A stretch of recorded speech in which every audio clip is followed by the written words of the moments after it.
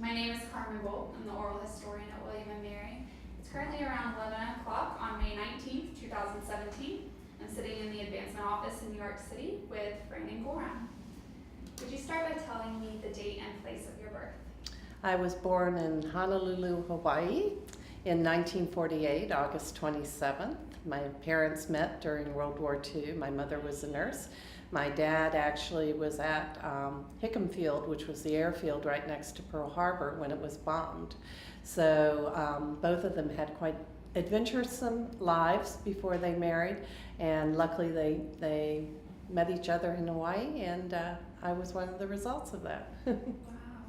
Did you grow up in Hawaii, or? Just for 2 years, so clearly I didn't remember. My brother was also born there, and then I have two other sisters that were born in Washington, D.C. So my dad was transferred from Hawaii to the Pentagon when the Korean War broke out.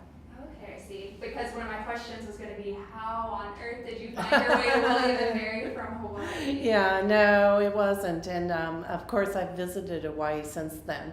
And it has, even though I don't remember it, I was so little, my parents just loved Hawaii. And they talked about it a lot and showed us, we have lots of pictures. So it still has a really warm place in my heart. I'm sure. So that's incredible. So they moved to actually Virginia. Okay. We lived in Arlington, Virginia originally, and then in Fairfax, and then Vienna. And my dad, as I said, worked in the Pentagon. He was civilian, but working in the Pentagon.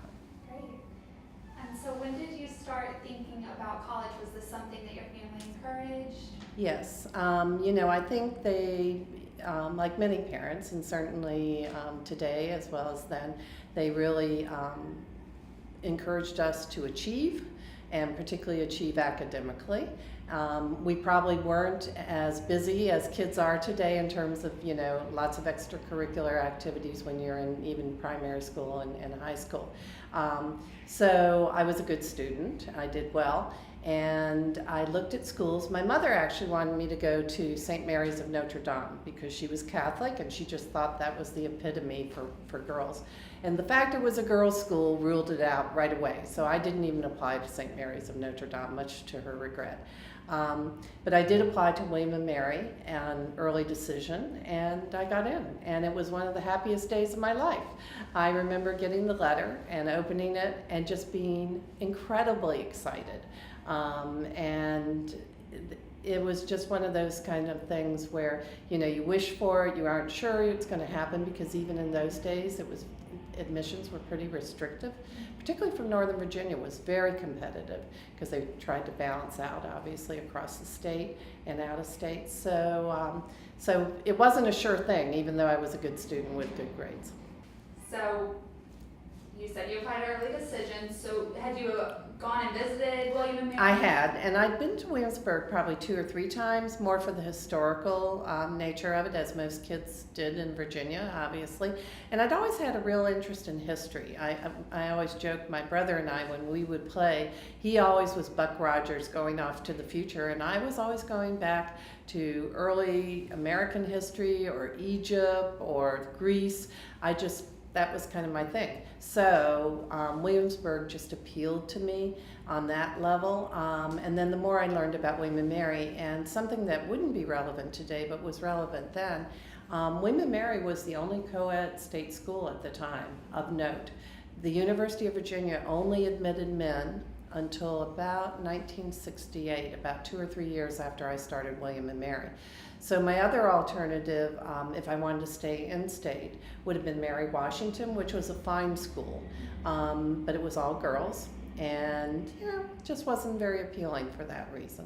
Sure. So you were looking for a coeducation? I was looking for coeducation just because I thought that made more sense. It just seemed more normal. And certainly, as I said, Williamsburg was a draw in and of itself. That's great. So what years did you attend William & Mary? So I entered William & Mary in 1966, graduated in 1970. So I did my 4 years, and it was, like I'm sure most graduates, a very formative period in my life and very meaningful to me, not only then but now. Do you have a very first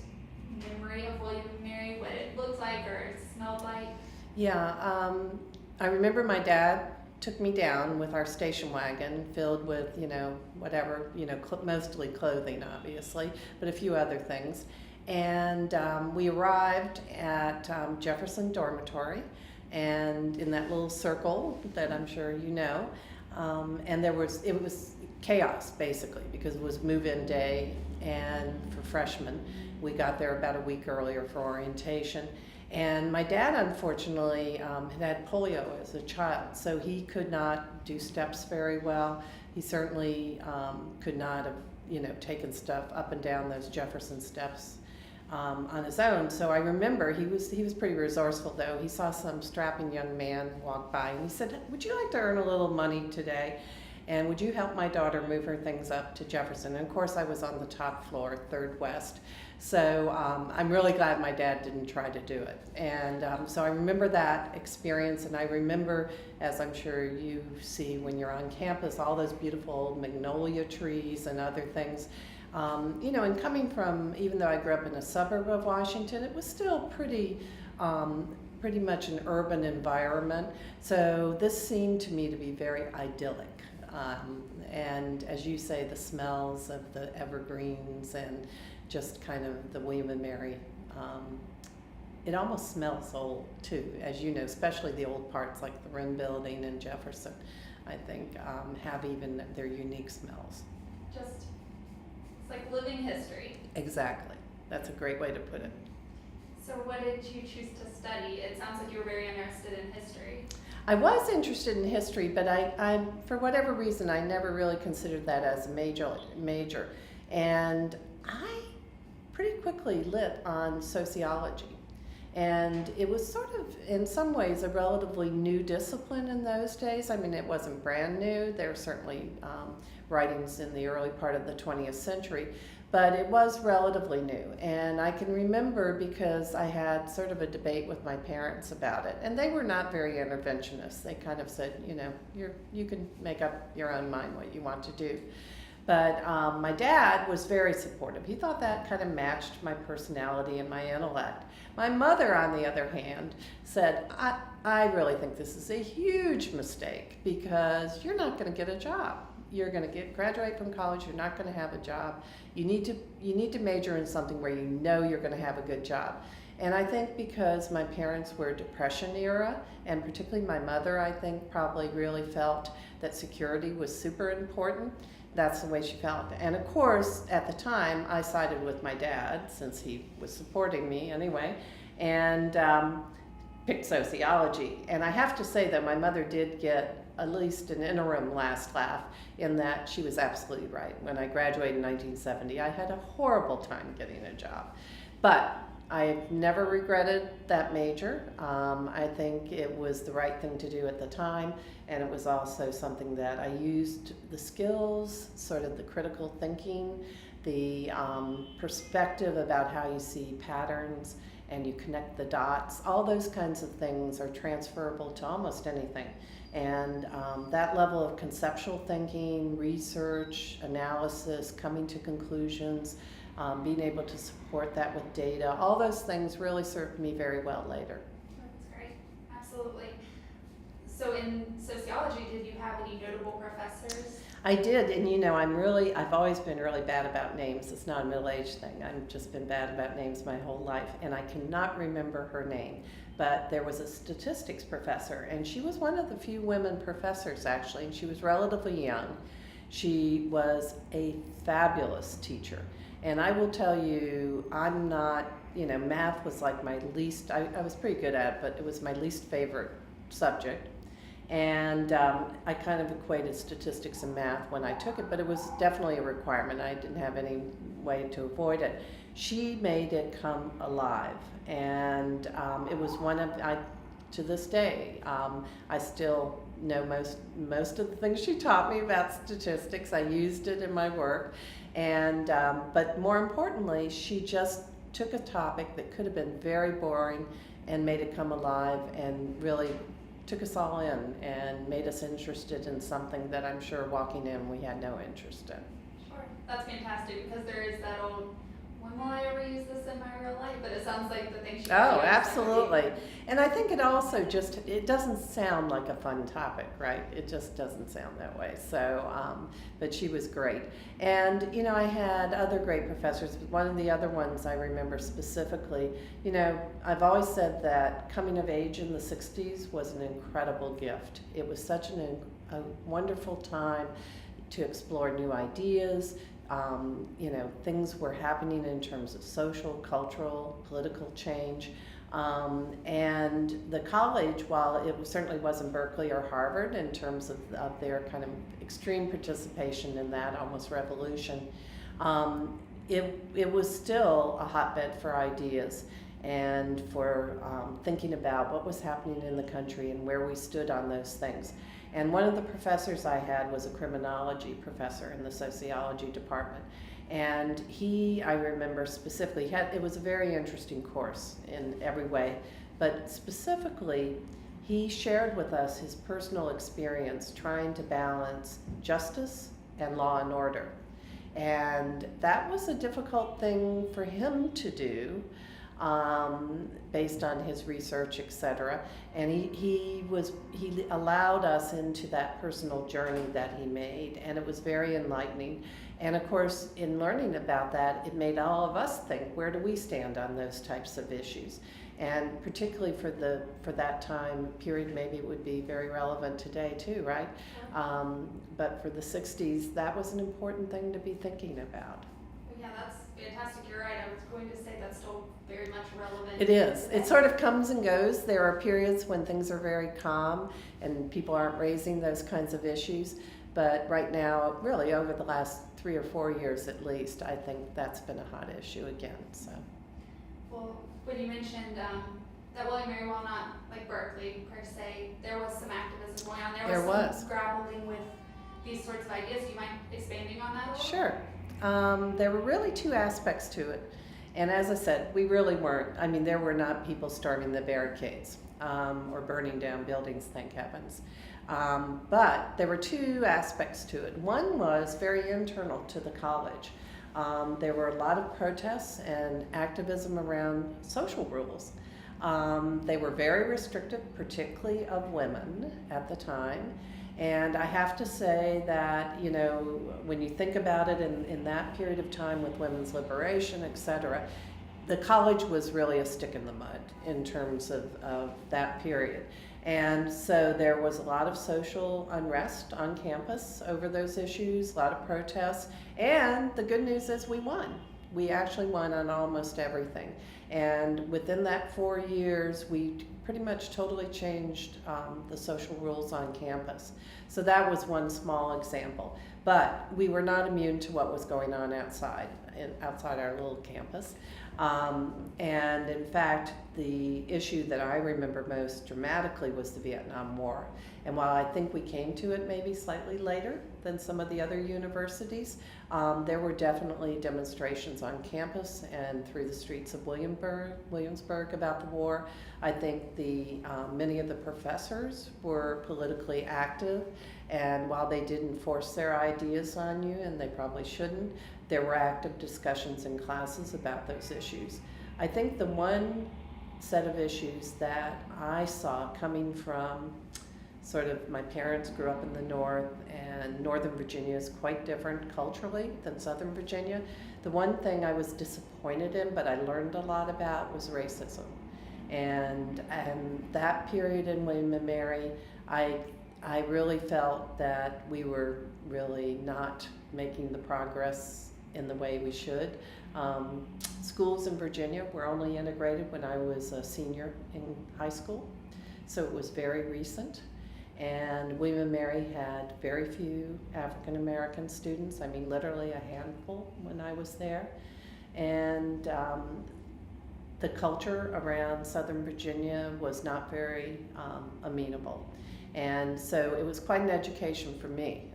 It was very upsetting to me in many ways because some of these people were my friends' families. But it was an important lesson for me to learn, I think, at that time. And I think since then, obviously, the college has made great progress. And but I think that that social change was yet to come to that part of Virginia and to the college. Sure.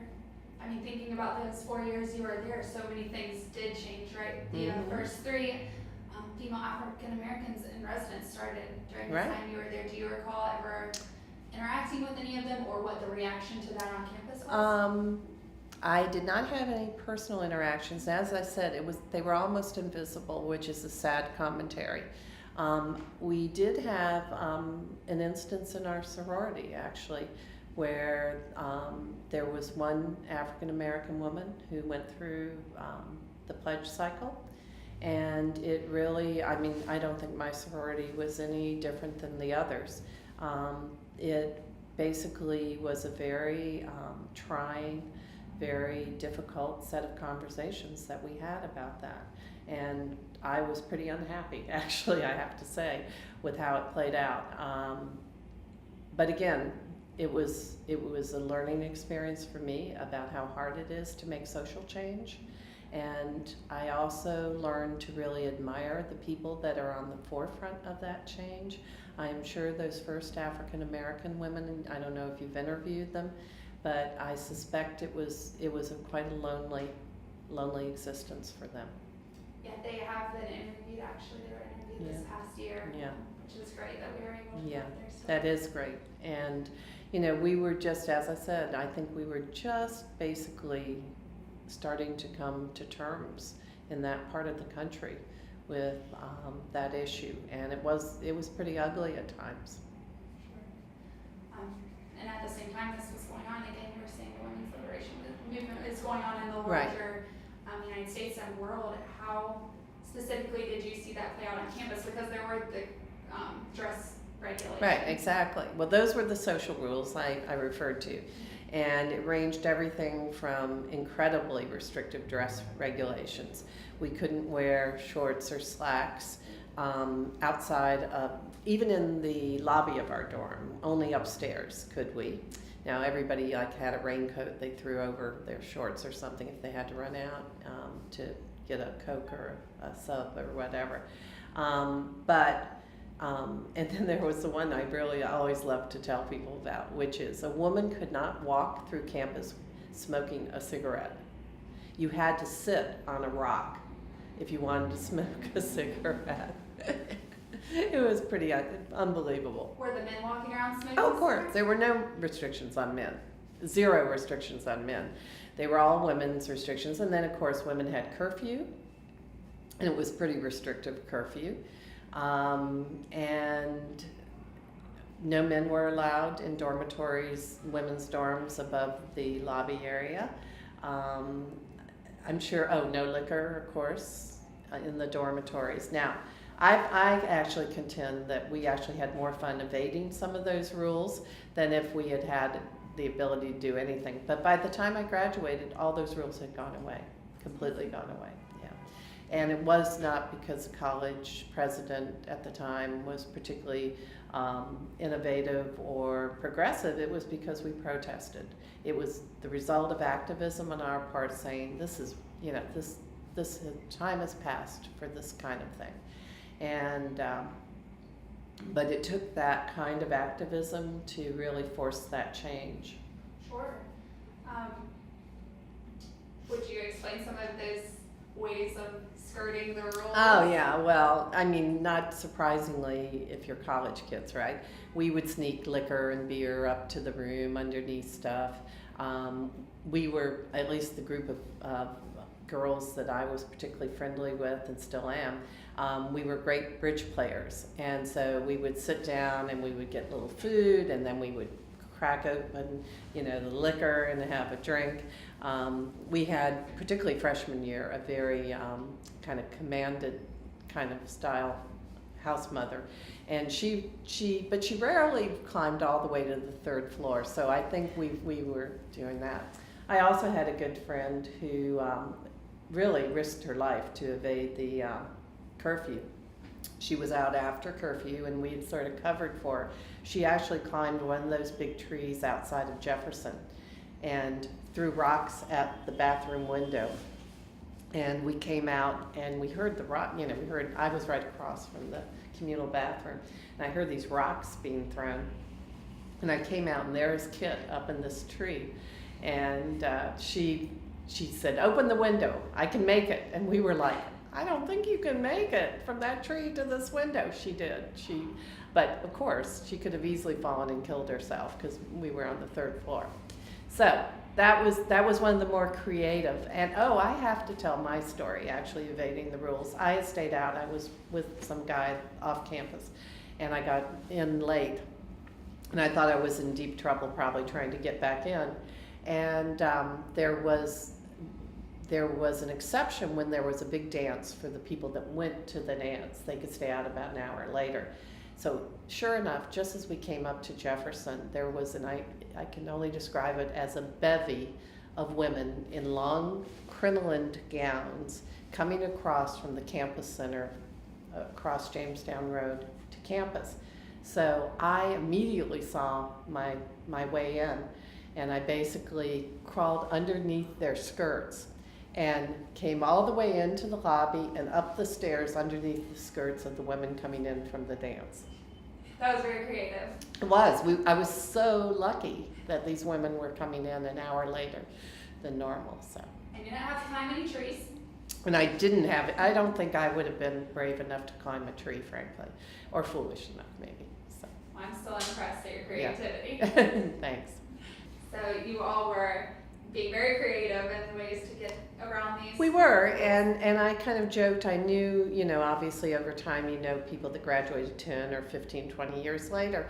And they would kind of joke with me, including some colleagues that graduated later from William and Mary, and they say, "Well, what was it like in the olden times?" Because they really could not imagine a time when we had to do those kinds of things or had those restrictions.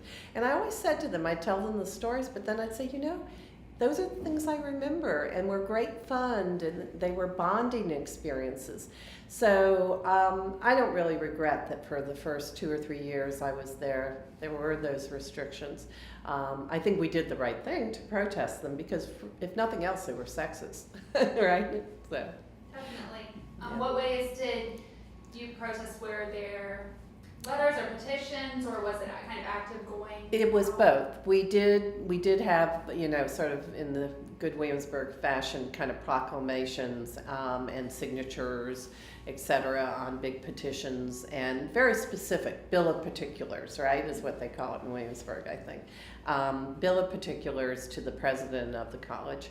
But we also had protests, real physical protests, with candlelight vigils and all that good stuff, and speakers.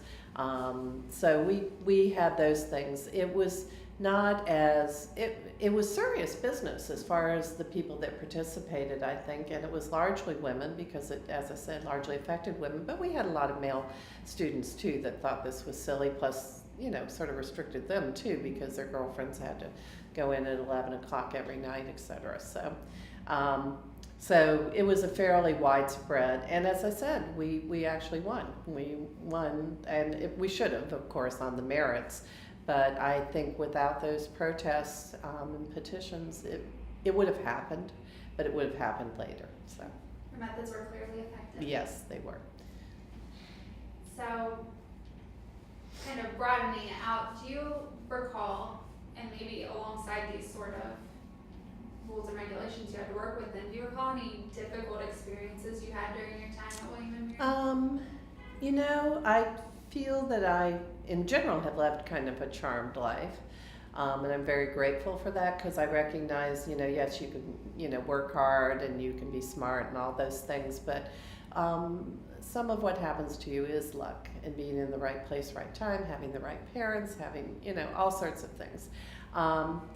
And I feel that way about my William and Mary experience. It was generally really positive. I've already mentioned, I think, and it really affected me freshman year particularly, I think going from Northern Virginia, which was more cosmopolitan, more liberal, to a very much more conservative and in those days, unfortunately, racist kind of setting.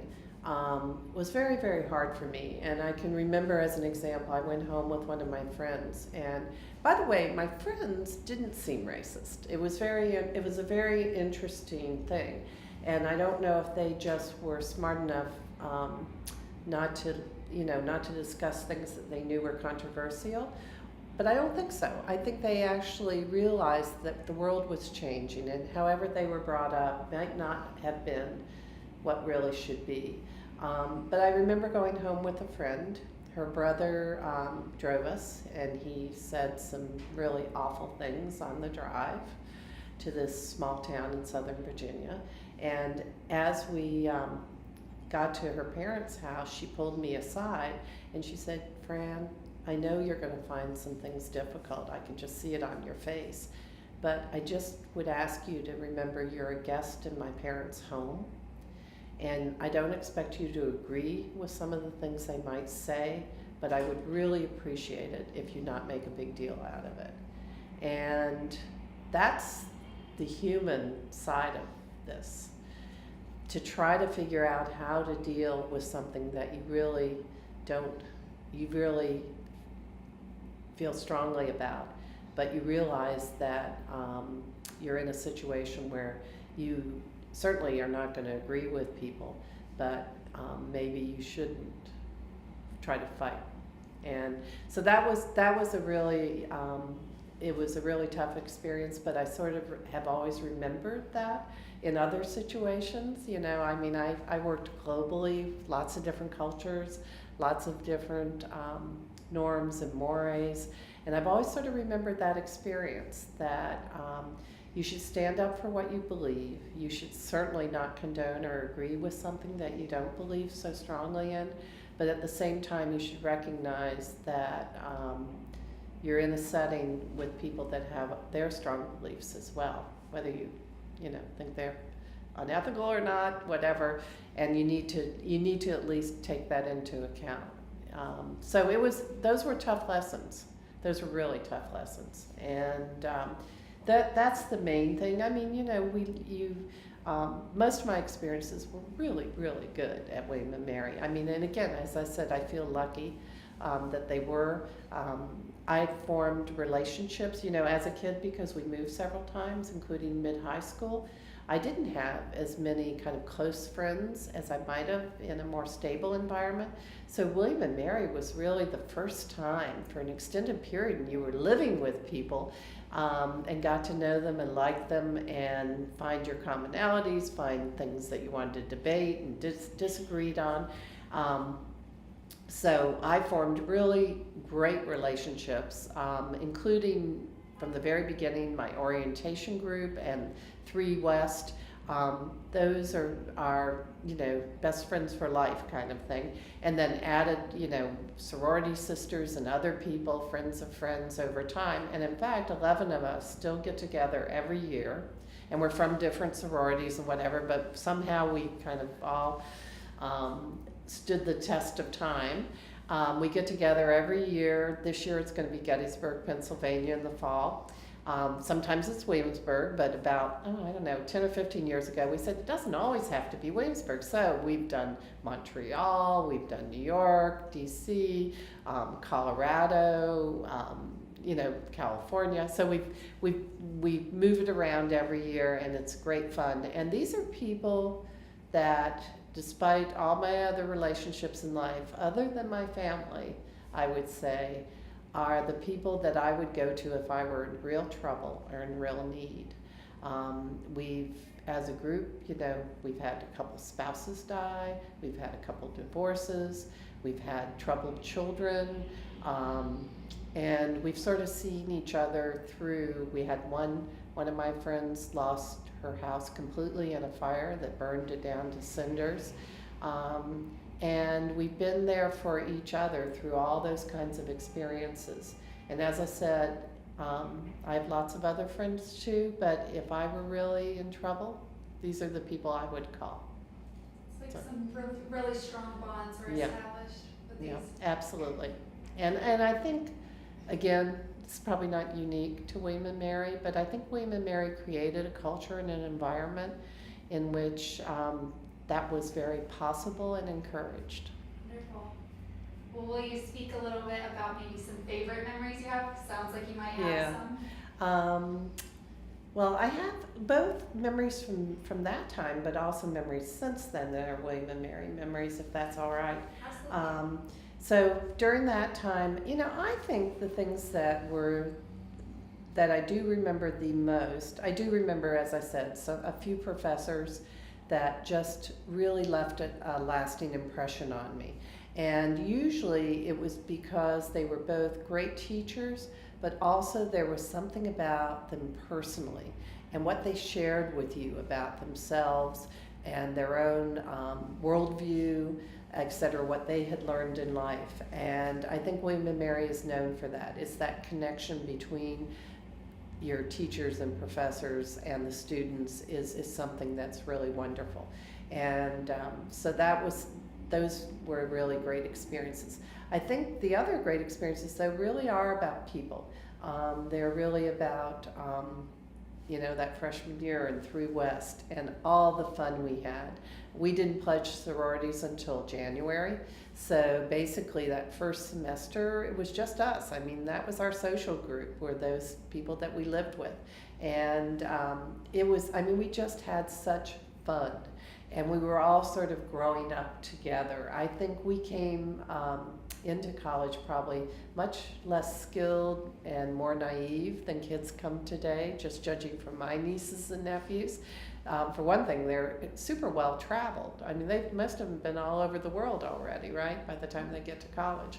And they also are just more street savvy and things like that. And I think we came in, we were kind of innocents abroad. We were pretty innocent when we arrived on campus. And so we all grew up into adults together. And we just had great fun. I've already mentioned all the ways we sort of evaded the rules. I remember all of those extremely well. We were a little entrepreneurial. One friend and I, even though we probably didn't need to, but we would collect money on the floor and take orders, and we would go to the sandwich shop at night together because, of course, we figured the two of us should go together. And we would always charge enough that we could get free sandwiches and drinks out of the deal. So, just little things like that come and go, but are really great memories. And I think that as I was graduating, I think I had a pause because most of my friends were going to be school teachers and they had jobs. They were very lucky. 1970 was a very tough year to graduate. We were in a recession. It was considered probably the worst recession until 2008. That's how bad it was. And so if you didn't have a job like a teacher, you were probably going to have a tough time. And I did have a tough time. And it was my William and Mary friends that I lived with that actually helped me out because I scrambled to pay the rent and buy food for at least a year after graduation. I had jobs, but they were really not very attractive jobs. And so that's the case. But I also remember the physical beauty of the campus and the town. And I think all of us that return, quite often when I go down for foundation board meetings, I quite often go the day before. Not because I really need to, but because then I get in and I basically walk down Dog Street, walk around campus, go to Crimdell, go out to Jamestown, just do things that really take in the history and the physical beauty of both the campus and the greater Williamsburg area.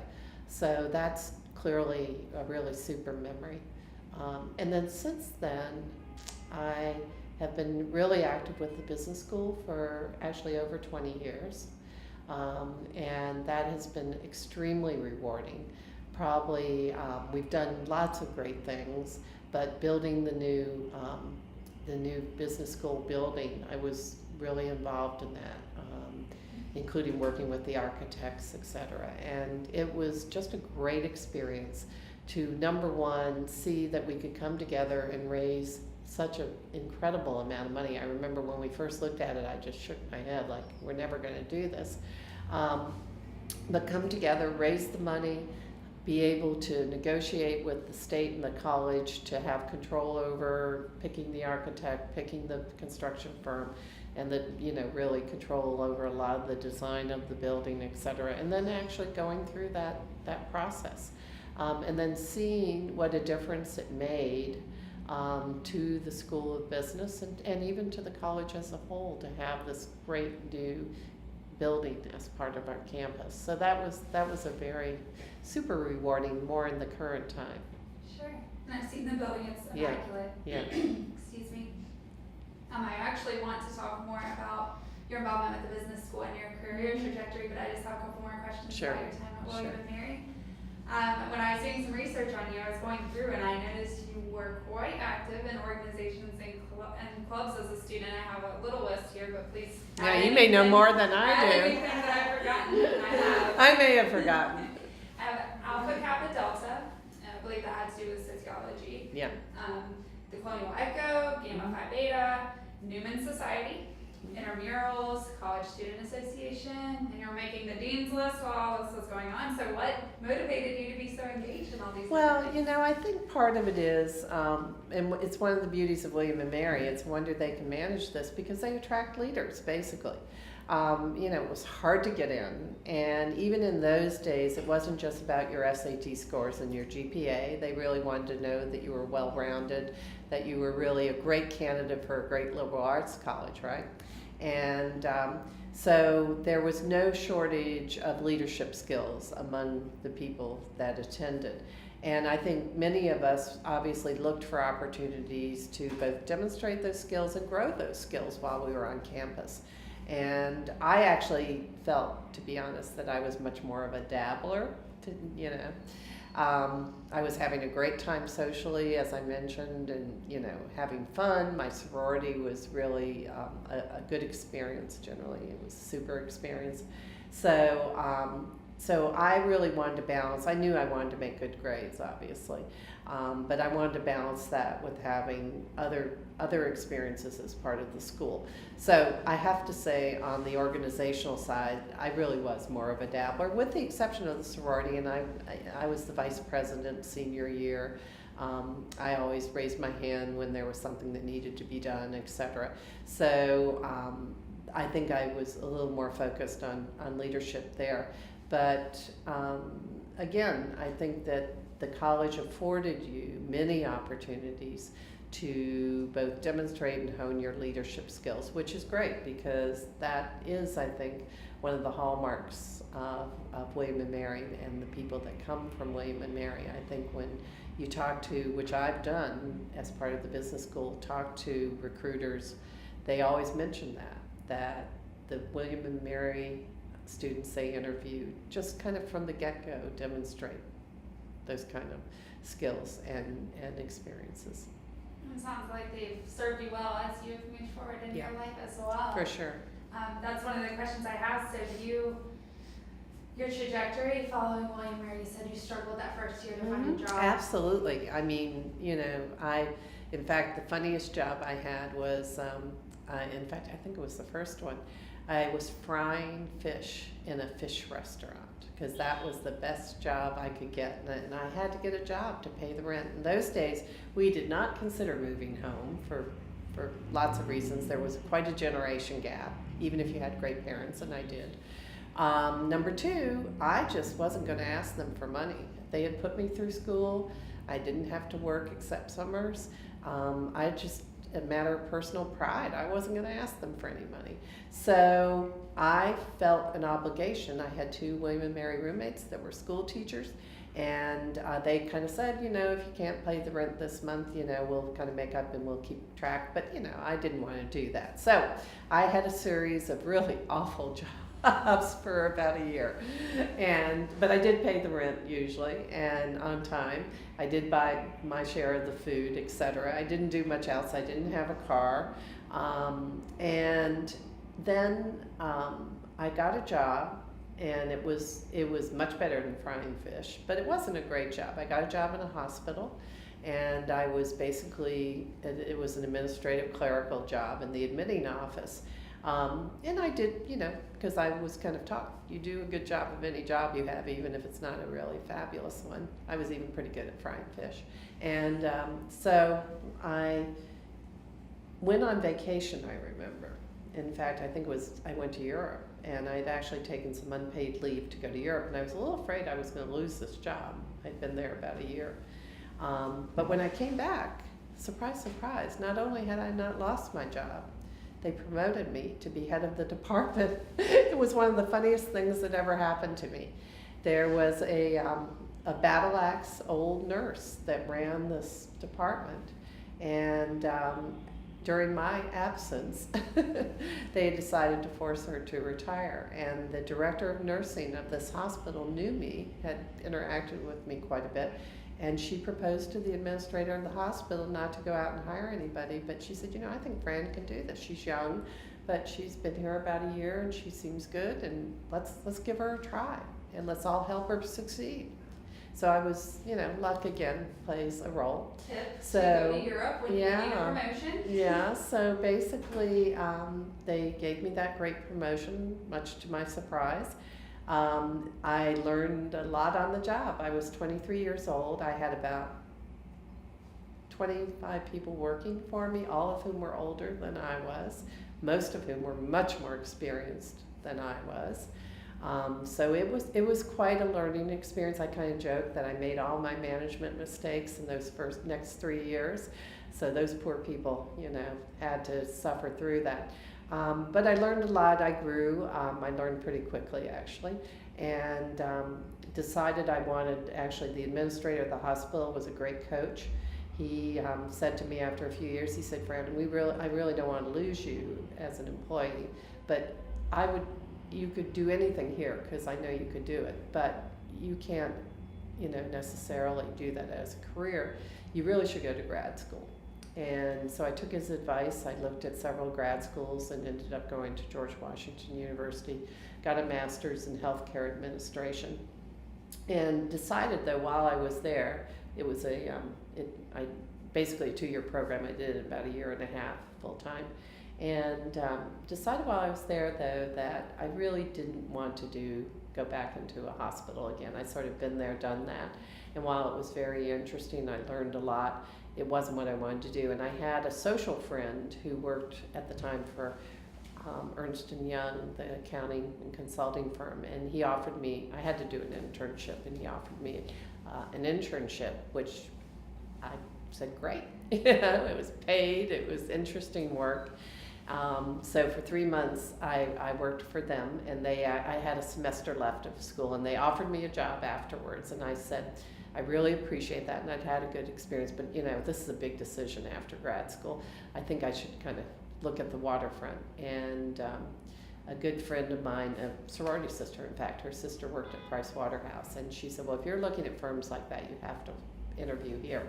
So she got me an interview with the head of consulting, and kind of that was history then, because I just really felt a kinship with the firm, never regretted it.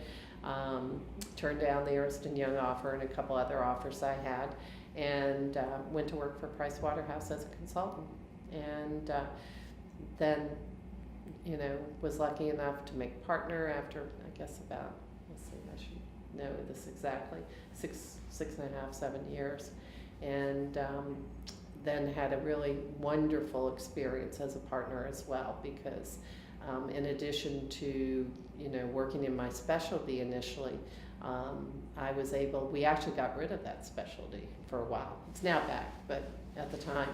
And I was lucky enough that they gave me an option of whether I wanted to stay with the firm and really reinvent myself, or whether I wanted to leave and pursue healthcare.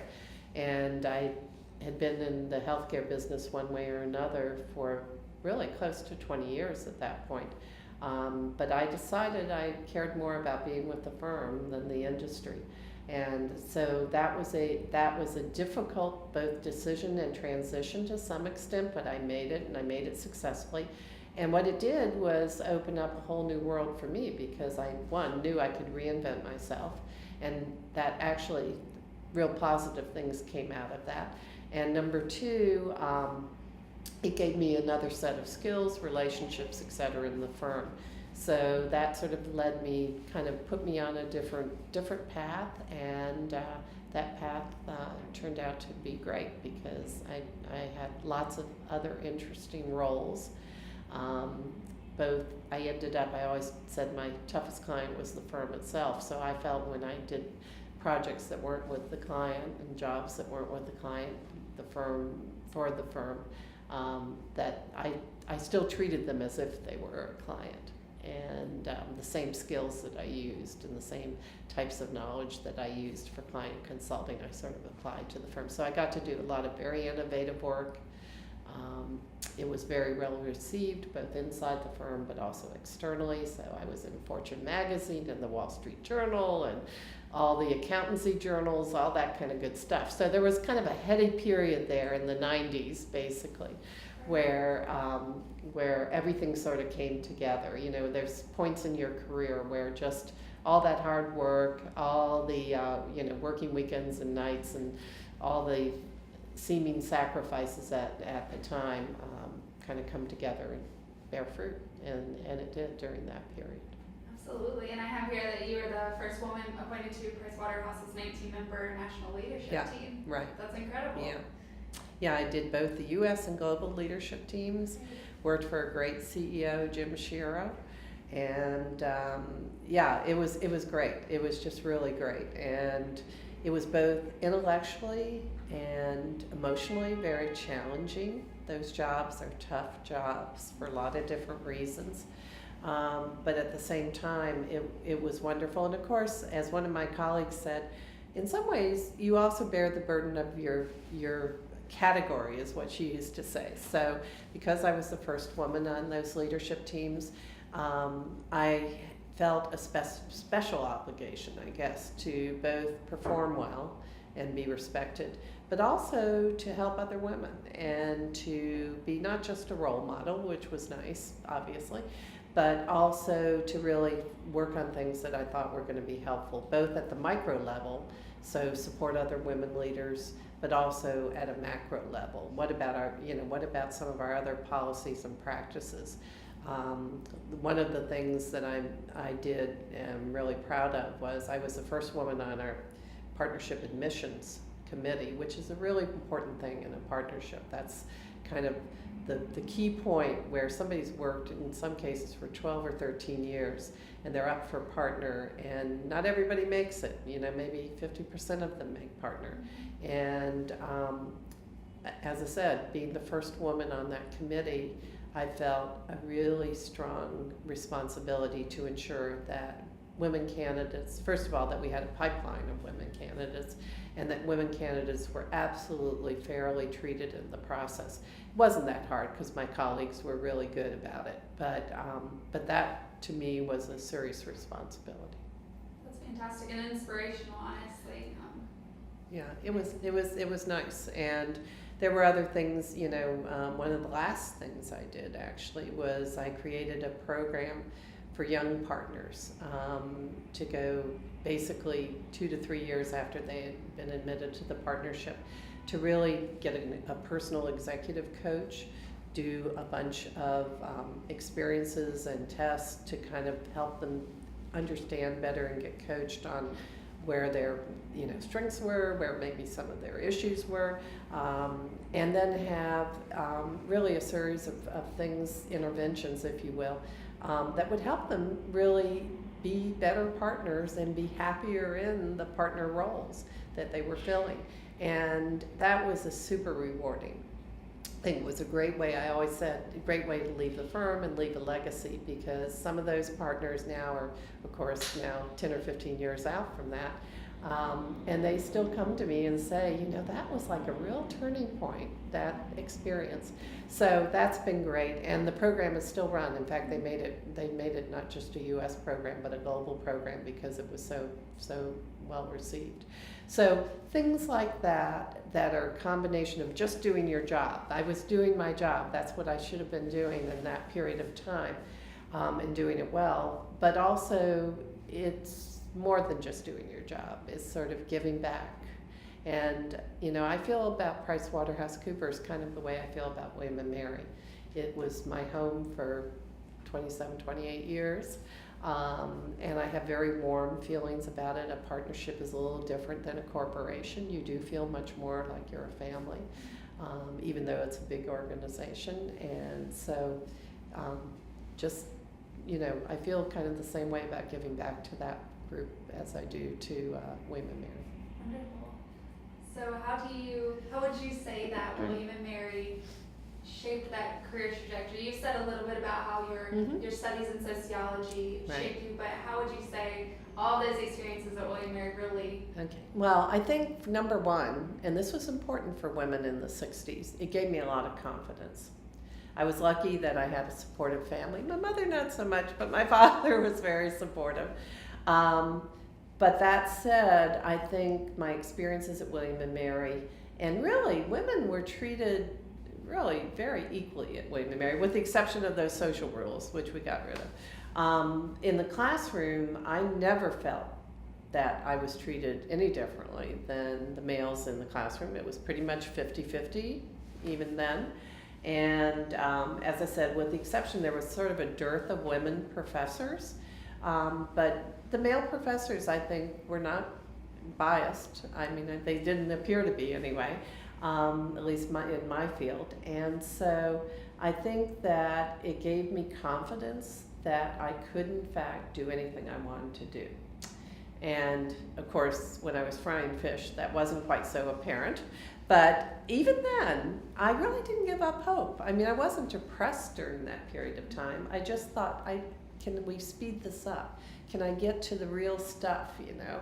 But I wasn't depressed because I was really confident that sooner or later things would change, and they did, luckily. And so confidence was one big thing. Second thing, and I'm sure almost everybody must mention this to you, the value of a liberal arts education.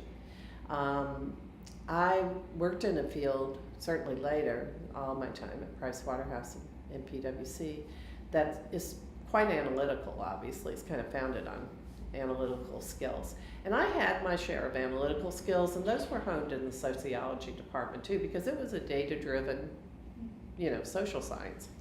But I think for me anyway, what was even more valuable were the critical thinking skills, the breadth of exposure and intellectual stimulation.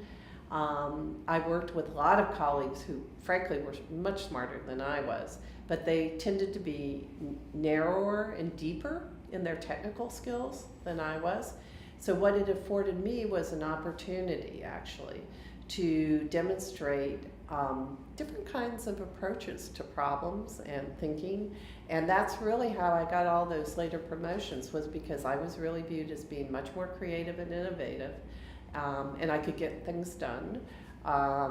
And I credit a lot of that to William and Mary and to my broad liberal arts education, not just the sociology studies, because those were important and gave me some great tools, but really more importantly, the breadth of it. And even things like football physics, actually, has come home to roost. When I retired, one of the great things from the firm, I still do some work from the firm, one of the things that I started doing was going to physics lectures. And if you had told me in 1970 I would ever go to a physics lecture after football physics, I would have said no. But somehow a little seed was planted in those days, and I'm totally fascinated by what's going on in the astrophysics area, et cetera.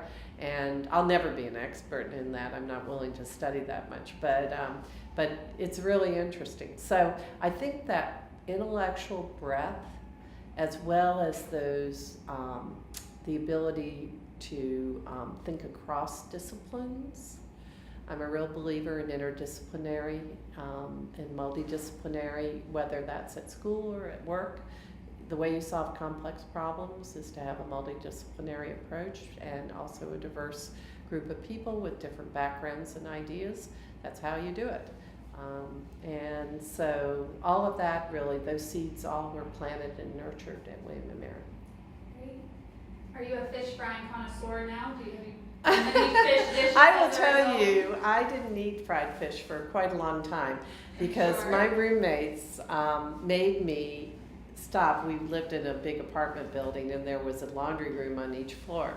They made me actually shed my fish clothes into the washing machine every night before I came into I would run from the laundry room into the apartment in my slip because there was a lot of fish oil and fish fry on those clothes every night. Yeah, so no, I stayed away from fried fish for quite a long time.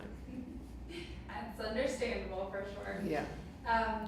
So I know you work because you've mentioned it a couple of times, but would you talk about some of the ways you're still involved with William and Mary? So to be honest, maybe it's the dilettante thing.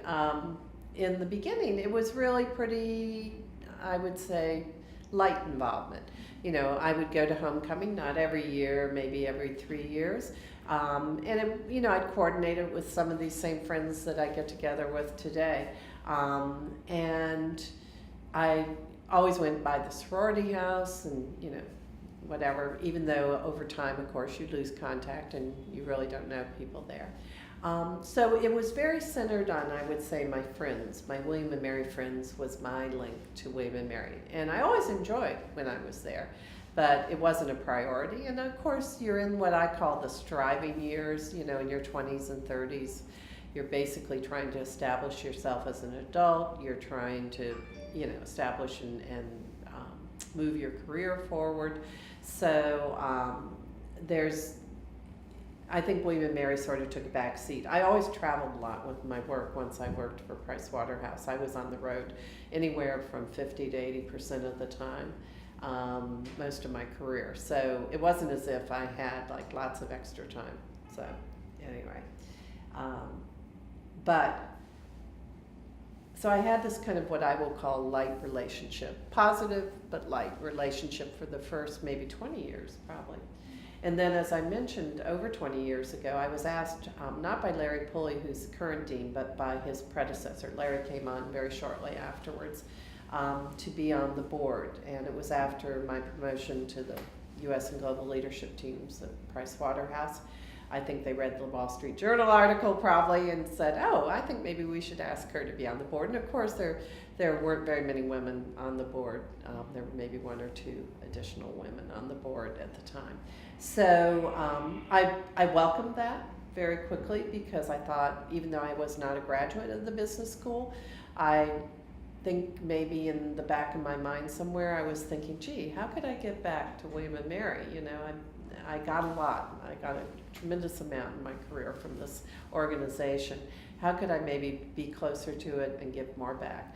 So I accepted readily, and it was even then just a great group of people on that board. The school was kind of struggling, not the undergraduate, but the graduate school was kind of struggling at the time. And as I said, about a year or 2 later, Dean Pulley came on board. And I think once Dean Pulley came on board, we went from sort of recognizing that we were struggling to really making action plans and figuring out what were the root causes of those struggles and how do we address them. And so it really was a very rewarding experience over the last 20 years to see all the things we've been able to do to improve things both at the undergraduate and graduate business schools. Our latest big enterprise is a great success, which is an online MBA. And that was something, again, we were the first in the college basically to do that. It took some doing to get that approved and on its way. One of our fellow board members, Mike Stukakis, just saw that through. He was knowledgeable. He knew the right people to bring to the table to help the college make those decisions and get that thing moving. So I think that's been my experience on that foundation board, that we've got great people that are willing to roll up their sleeves. I've done a lot of what I call internal consulting projects pro bono for the school, along with Joyce Shields, one of my other fellow board members. She and I teamed up and did a couple. I did a couple on my own too.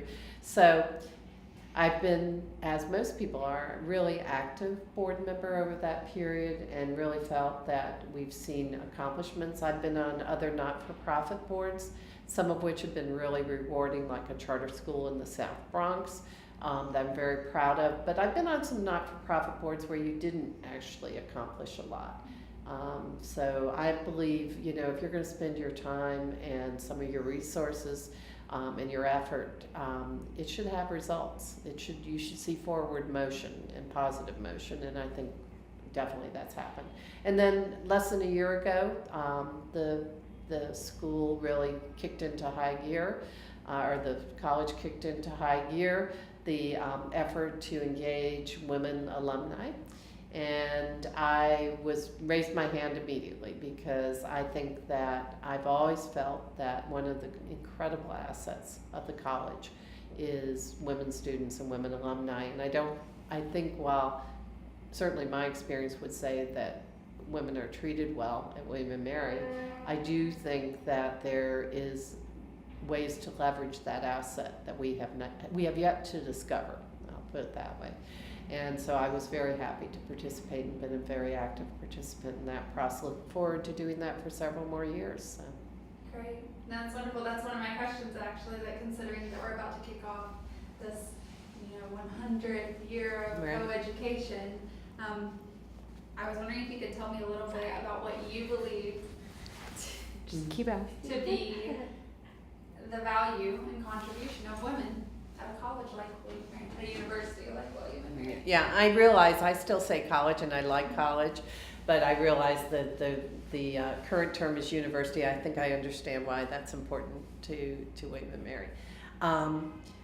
Well, first of all, as I mentioned, and a lot of people now probably don't realize that William & Mary, when it went co-ed in 1918, that was very unusual. My understanding of the history is it was not out of social concern as much as out of the fact that after World War I, there was a dearth of male students, and the college was somewhat in fiscal issues and decided that admitting women was part of the answer to that. But however it happened, even though it happened maybe for financial reasons, that was a real groundbreaking thing in Virginia, I think.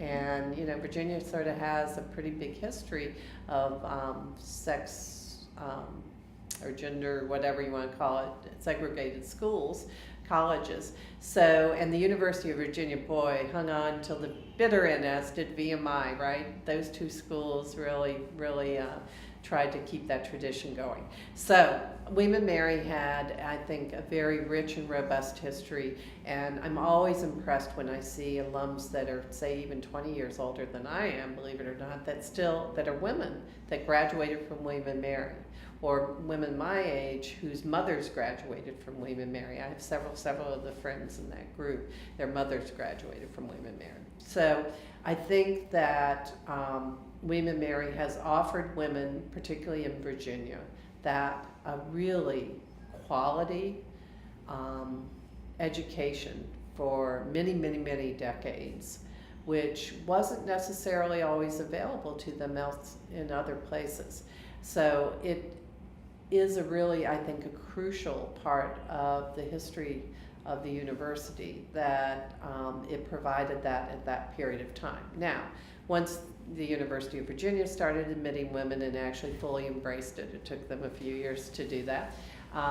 Once they started doing that, and of course several other great state schools now, are co-ed, practically all, I think, maybe all.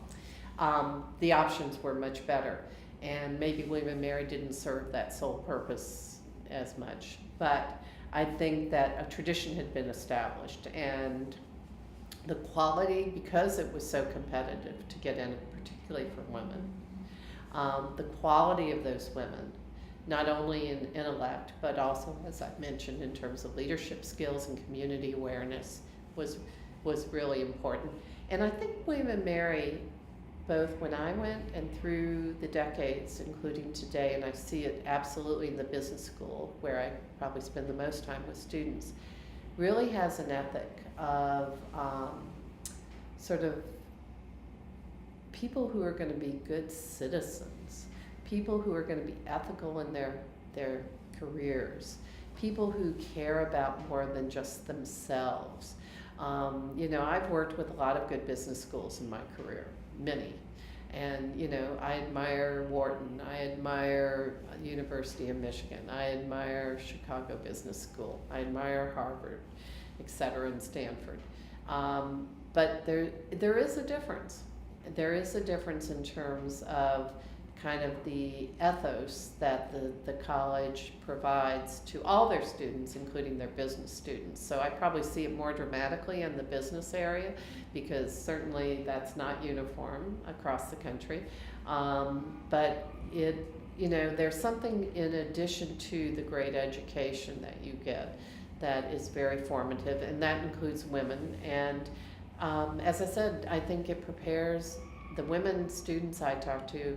I mean, I can't even remember one that I've ever talked to that I haven't felt was self-confident, that felt they were going to go out into the world and make big things happen, and that they were going to live lives that were meaningful, that were really meaningful in all respects. And that's true of my friends, regardless of what they did as careers. They led very meaningful, very full lives. They were in leadership roles and lots of things outside their you know, occupation. So to me, that's the way to marry woman. You know, there's a, yeah, I mean, we could do a little. I know we've been kind of working on that. We haven't quite got the nugget yet, but there is something about women marry women. As diverse as we are, there's something about us that is common, and that common thing is very good. Excellent, and what a way to put it. Well, I know we're coming to the end of your time here, so I'll just ask if there's anything I haven't asked you that you thought I would, or that you would like to add for the record. I think you've asked me almost everything. I mean, you did a great job. As As I said, I gave a little bit of thought to this ahead of time. I know you said you don't need to prep, but I think one way or another we've covered anything I would have wanted to share with you. And I think it's great you're doing this oral history. I mean, this is something that is important, and I hope, and I'm sure you are, some of those women I talked about that were 20 years, or, you know, I bet there's a few even 30 years older than I am, that were graduates. I mean, I think capturing their experiences and their thoughts is I hope, a priority as well, while they're still all with us. So. Yes, absolutely. Yeah. You're on our list. Okay, Well, good. thank you so much for sitting down with us and giving us your time. It was wonderful. Thank you, Carmen. I fully enjoyed it, and thank you for the technical